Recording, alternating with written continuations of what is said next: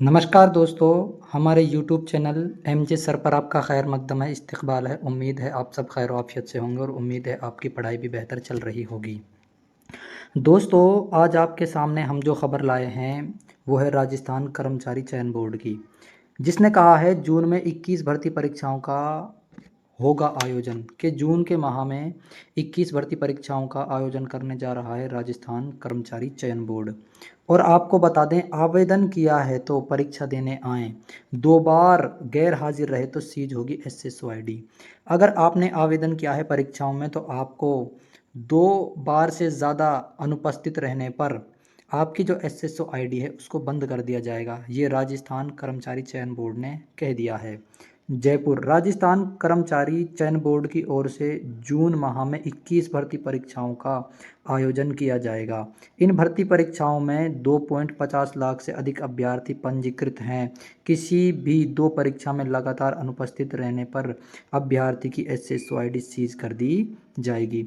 अगर कोई भी बच्चा 2 बार से अधिक परीक्षाओं में लगातार क्या हो रहा है, अनुपस्थित हो रहा है, तो सरकार उसकी एसएसओ आईडी को सीज कर देगी। ठीक है। ऐसे में चयन बोर्ड ने आवेदन करने वाले सभी अभ्यर्थियों को इन परीक्षाओं में उपस्थित रहने की अपील की है। और कर्मचारी चयन बोर्ड ने कहा है कि आप सभी को उपस्थित होना है परीक्षाओं में। दरअसल कार्मिक विभाग ने नए सर्कुलर के अनुसार किसी भी एजेंसी की परीक्षा में लगातार 2 बार अनुपस्थित होने पर अभ्यर्थी की जो एसएसओ आईडी को सीज कर दी जाएगी। इसके अलावा तीसरी बार आवेदन करने पर अतिरिक्त शुल्क लिया जाएगा। अगर वो 2 बार से अधिक अनुपस्थित रहता है तो उसकी एसएसओ आईडी को बंद कर दिया जाएगा। अगर वो तीसरी बार आवेदन करेगा तो उससे उतना ही शुल्क लिया जाएगा जितना परीक्षा का शुल्क होता है। इसके बाद एसएसओ आईडी शुरू की जाएगी, फिर उससे अतिरिक्त शुल्क लिया जाकर एसएसओ आईडी शुरू हो जाएगी।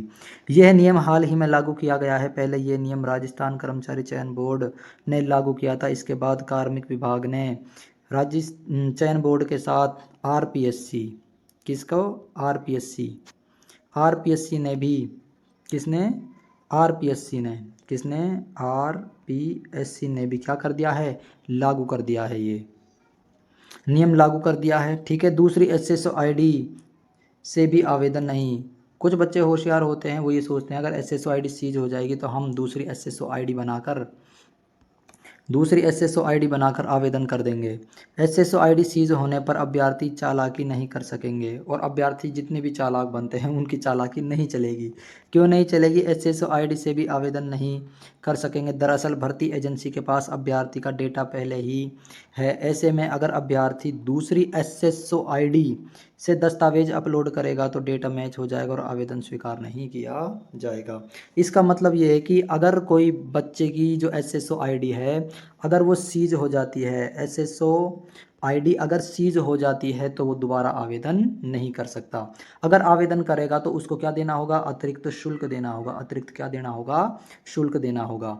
और मैं आपको बता दूं, अगर आप 2 बार से ज़्यादा बार अनुपस्थित रहते हैं तो आपकी जो एसएसओ आईडी है उसको सीज कर दिया जाएगा। अगर आप नई एसएसओ आईडी बनाते हैं, क्या बनाते हैं, नई एसएसओ आईडी बनाते हैं, तो सरकार के पास पहले से डेटा मौजूद होता है। जैसे ही आपका डेटा मैच हुआ तो आपका आवेदन स्वीकार नहीं किया जाएगा। तो ये छोटी सी खबर थी जिसे मैं बताना आपको ज़रूरी समझता था।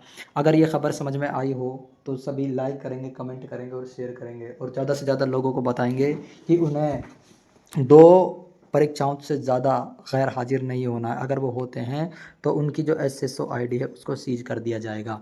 ये राजस्थान कर्मचारी चयन बोर्ड के साथ साथ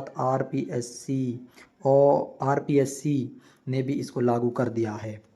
उम्मीद है आपको यह खबर समझ में आई होगी। आपकी समातों का शुक्रिया। मिलते हैं अगले वीडियो में।